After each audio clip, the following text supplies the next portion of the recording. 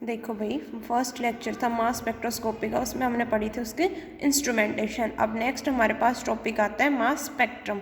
तो mass spectrum क्या होता है? It is the record of mass and relative abundance of molecular ion and positively charge fragments formed from it by electron bombardment. हमने क्या पढ़ा था कि हमारे जो भी पेरेंट आयन था उसके ऊपर इलेक्ट्रॉन्स की बॉम्बार्डमेंट करवाई जाती है, उसके बाद क्या मिलती है हमें? पीक्स मिलती है किसके और उनके जो मास और चार्ज का रेशियो है उसके बीच में, और उसकी जो रिलेटिव अबंडेंस है उसके बीच में एक ग्राफ प्लॉट किया जाता है। उसे ही क्या बोलते हैं आप? उसका मास स्पेक्ट्रम। जो बेस पीक होती है वो क्या होती है? Is the highest peak in spectrum. तो जो सबसे हाईएस्ट इंटेंसिटी की पीक मिलेगी वो कौन सी पीक होती है हमारे पास? वही बेस पीक होती है। ठीक है, और आपको पता है कि मोलिकुलर आयन पीक हमेशा हमारी बेस पीक नहीं होती।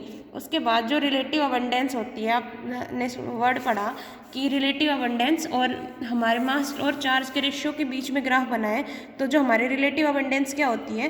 तो relative abundance of an ions means the percentage of total ion current. तो क्या होती है भाई? वो हमारे टोटल आयन करंट का परसेंटेज होती है, जो वो हमारा फ्रेगमेंट फील करेगा उतना। उसके बाद नेक्स्ट हमारे पास जो टॉपिक आता है वो क्या है हमारे पास?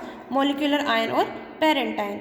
तो जो बम्बार्डमेंट करवाई जाती है इलेक्ट्रॉन्स की कितनी एनर्जी के? 10 to 15 इलेक्ट्रॉन वोल्ट की। वो तो क्या करते हैं, एक इलेक्ट्रॉन जो हमारा ऑर्गेनिक कंपाउंड दिया गया था वेपर फेज के अंदर, उससे एक इलेक्ट्रॉन निकालते हैं और क्या बनाते हैं भाई? मॉलिक्यूलर आयन की फॉर्मेशन करते हैं। तो the electron bombardment with energy of 10 to 15 electron volt removes 1 electron from the molecules of organic compound in vapour phase. उसके बाद अब वो इलेक्ट्रॉन अलग अलग सिस्टम में कहाँ से निकलता है वो देखेंगे। तो जब एरोमेटिक सिस्टम होता है उसमें इलेक्ट्रॉन कहाँ से निकलता है? उसके होमो से। और नॉन बॉन्डिंग इलेक्ट्रॉन्स निकलते हैं तब जैसे जिन एटम्स के पास नॉन बॉन्डिंग ऑर्बिटल है तो उनका नॉन बॉन्डिंग वाले से नॉन बॉन्डिंग इलेक्ट्रॉन है वो निकलेंगे, तब आप इलेक्ट्रॉन की बम्बार्डमेंट करोगे उस टाइम। उसके बाद आते हैं हमारे पास एन इलेक्ट्रॉन अगर हमारे पास डबल बॉन्ड या ट्रिपल बॉन्ड है तो कौन सा इलेक्ट्रॉन निकलेंगे भाई? हमारे पास पाई इलेक्ट्रॉन, क्योंकि डबल बॉन्ड के अंदर भी एक सिग्मा बॉन्ड होता है, एक पाई बॉन्ड, तो 2 इलेक्ट्रॉन पाई वाले होते हैं तो वहाँ से निकलेगा। अगर ट्रिपल बॉन्ड है तो डबल या ट्रिपल बॉन्ड आ जाए तो कौन से इलेक्ट्रॉन निकलते हैं भाई? पाई इलेक्ट्रॉन्स हमारे निकलते हैं। उसके बाद in alkanes ionization of C C sigma bond easier than that of C H bond. Alkanes के अंदर जो सी सी बॉन्ड का आयोनाइजेशन होता है वो ईजी होता है देन सी एच बॉन्ड। उसके बाद जो मास होता है पेरेंट आयन का वो क्या बताता है हमें? Molecular mass of sample. और ये इम्पॉर्टेंट होता है कि जो मोलिकुलर आयन है उसको हायर मास रीजन, स्पेक्ट्रम के हायर मास रीजन के अंदर रखा जाए। ठीक है, उसके बाद जो नेक्स्ट हमारे पास जो पॉइंट है वो क्या है? जो स्टेबिलिटी होती है पेरेंट आयन की या मोलिकुलर आयन की, वही क्या डिसाइड करते हैं? उसकी relative abundance. The peak intensity of molecular ion differ from one compound to other. मतलब एक कंपाउंड से दूसरे कंपाउंड तक हम जाते हैं तो उस पीक की इंटेंसिटी भी क्या होती है भाई? दोनों की डिफरेंट होती है। ठीक है, नेक्स्ट हमारे पास आता है अब कुछ केस में जो पेरेंट पीक आयन होता है वो फॉर्म नहीं होता। मतलब तब आप मास स्पेक्ट्रम देखते हो तो उसमें पेरेंट आयन की पीक हमें नहीं मिलती। वो क्यों नहीं मिलती? क्योंकि जो रेट ऑफ डिकम्पोजिशन होता है पेरेंट आयन का वो डिटेक्शन बहुत ज़्यादा होता है कि हम उसे डिटेक्ट कर ही नहीं पाते, और अगर उसे डिटेक्ट नहीं कर पाएगा हमारा स्पेक्ट्रोफोटोमीटर तो उसकी हमें पीक नहीं मिलेगी। तो कुछ केस में क्या होता है? पेरेंट आयन पीक हमें ऑब्जर्व नहीं होती।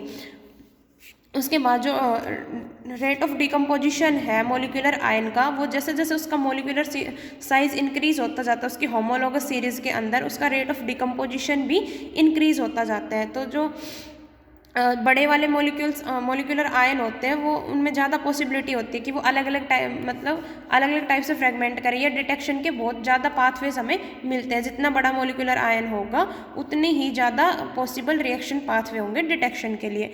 अब रिएक्शन अगर देखी जाए तो सिंपल आप देख सकते हो कि एक मास लेके चले हो, उससे एक इलेक्ट्रॉन निकालोगे, क्या बनेगा? M पॉजिटिव, और 2 इलेक्ट्रॉन आपके निकल जाएंगे। तो किसी भी केस में यही हमारे पास रिएक्शन होगी। उसके बाद जो अबेंडेंस होती है आयन पीक की वो इंक्रीज की जा सकती है फ्रेगमेंट आयन से। कैसे?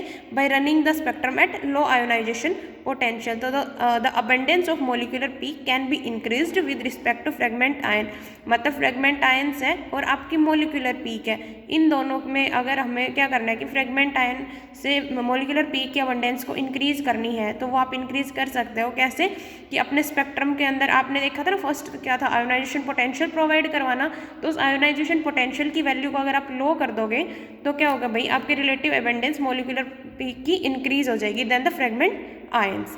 ठीक है, उसके बाद हमारे पास कुछ पॉइंट आते हैं पेरेंट आयन पीक के। देखो फर्स्ट क्या है, जो मोलिकुलर आयन पीक होती है एरोमेटिक सिस्टम की, वो रिलेटिवली ज़्यादा इंटेंस होती है due to pi electron system.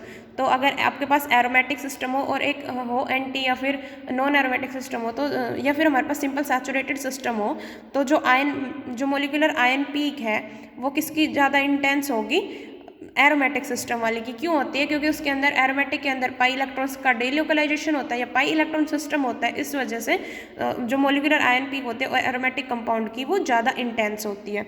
उसके बाद नेक्स्ट पॉइंट आता है कि जो कॉन्जुगेटेड ओलिफिन्स होते हैं show more intense peak as compare to non conjugated olefins. तो जो कॉन्जुगेटेड ओलिफिन्स होते हैं उनकी जो पीक होती है वो नॉन कॉन्जुगेटेड के केस से हमें ज़्यादा मिलती है।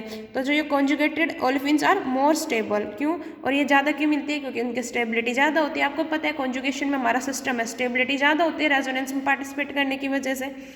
थर्ड हमारे पास पॉइंट आता है जो unsaturated compound give more intense peak as compare to saturated और साइक्लिक कंपाउंड। तो जो अनसैचुरेटेड कंपाउंड होते हैं उसकी पीक हमें ज़्यादा इंटेंस मिलती है देन सैचुरेटेड और साइक्लिक मॉलिक्यूल्स। नेक्स्ट हमारे पास पॉइंट आता है कि the relative abundance of saturated hydrocarbon is more than that of a branch chain compound with the same number of carbon atom. तो अगर पूछा जाए कि एक सैचुरेटेड हाइड्रोकार्बन है और मतलब दोनों आइसोमेरिज्म शो करे, एक में ब्रांचिंग ज़्यादा है, तो जिसमें जो हमारा सैचुरेटेड हाइड्रोकार्बन है उसकी ज़्यादा रिलेटिव अबंडेंस होगी, उसकी पीक ज़्यादा इंटेंसिटी की होगी। तो अगर आपसे पूछा जाए एन पेंटेन और नियो पेंटेन में, तो जो आपका एन पेंटेन होता है उसकी ज़्यादा इंटेंस पीक मिलती है देन नियो पेंटेन। ठीक है, नेक्स्ट हमारे पास पॉइंट आते हैं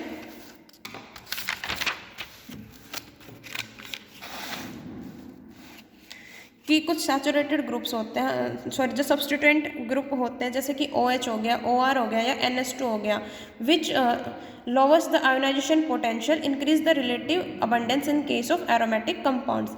तो जो ऐसे पॉइंट हो गए OH, OR, NH2 जो क्या करते हैं, आयोनाइजेशन पोटेंशियल को डिक्रीज कराते हैं, वो क्या कराते हैं, एरोमेटिक कंपाउंड की रिलेटिव अबंडेंस को क्या करा देते हैं भाई, इंक्रीज। ठीक है, also the group like NO2CN, जो NO2 या CN वाले हो गए, वो जो क्या कराते हैं, आयोनाइजेशन पोटेंशियल को इंक्रीज कराते हैं, जो तो वो क्या कराते हैं, हमारी रिलेटिव अबंडेंस को डिक्रीज कराते हैं। तो ऐसे पॉइंट या ऐसे ग्रुप जो आयोनाइजेशन पोटेंशियल को कम कराएं वो रिलेटिव अबंडेंस को इंक्रीज करा देंगे, और ऐसे ग्रुप जैसे कि जो क्या करवाएं, हमारी आयोनाइजेशन पोटेंशियल को इंक्रीज करवाएं तो वो रिलेटिव अबंडेंस को डिक्रीज करा देंगे। तो यहाँ से हम बोल सकते हैं कि जो हमारी रिलेटिव अबंडेंस होती है वो आयोनाइजेशन पोटेंशियल के इनवर्सली प्रोपोर्शनल होती है। नेक्स्ट हमारे पास पॉइंट आता है कि the absence of molecular ion peak in mass spectrum means the compound under examination is highly branched. अगर हमारे पास मोलिकुलर आयन पीक हमें नहीं मिल रही है तो इसका मतलब क्या हो सकता है कि जो कंपाउंड है हम ले रहे हैं वो या तो हाईली ब्रांच हाइड्रोकार्बन है या फिर क्या है हमारे पास टर्शरी अल्कोहल। अगर हमारे पास मोलिकुलर, अभी हमने पढ़ा कि कुछ केसेस में पेरेंट आयन पीक हमें नहीं मिलती, क्यों नहीं मिलती, क्योंकि उसका रेट ऑफ डिकम्पोजिशन वो बहुत ज़्यादा होता है कि हम डिटेक्शन से पहले वो डिकम्पोज हो जाती है। और ये किसके केस में नहीं मिलती, तो अगर हमें पेरेंट आयन पीक या मोलिकुलर आयन पीक नहीं मिल रही है, इसका मतलब या तो हमारा कंपाउंड हाईली ब्रांच्ड कंपाउंड है या फिर क्या है हमारे पास टर्शरी अल्कोहल्स है। और जो प्राइमरी और सेकेंडरी अल्कोहल्स होते हैं वो भी बहुत ही स्मॉल मोलिकुलर आयन पीक मिलते हैं, मतलब उनकी जो पीक की इंटेंसिटी रेशियो है उनकी भी रिलेटिव अबंडेंस बहुत कम होती है।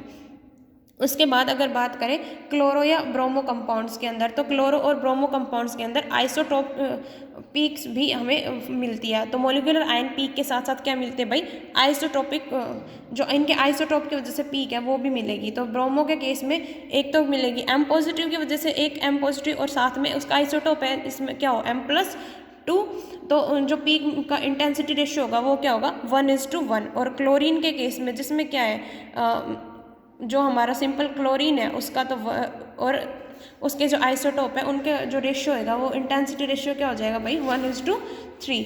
उसके बाद एक इंपॉर्टेंट पॉइंट आता है कि जो नाइट्रोजन कंटेनिंग कंपाउंड होता है जिसके पास क्या हो odd number of nitrogen atoms, तो उनका जो मोलिकुलर मास कैसा होगा ओड मोलिकुलर मास। और अगर हमारे पास नाइट्रोजन एटम इवन हो या हमारे पास नाइट्रोजन एटम की एब्सेंस हो तो उस केस में जो मोलिकुलर मास है वो कैसा मिलेगा भाई इवन मिलेगा। तो ये थी हमारे पास कैरेक्टरिस्टिक्स ऑफ पेरेंटाइन पीक। आगे पढ़ेंगे हम नेक्स्ट वीडियो में।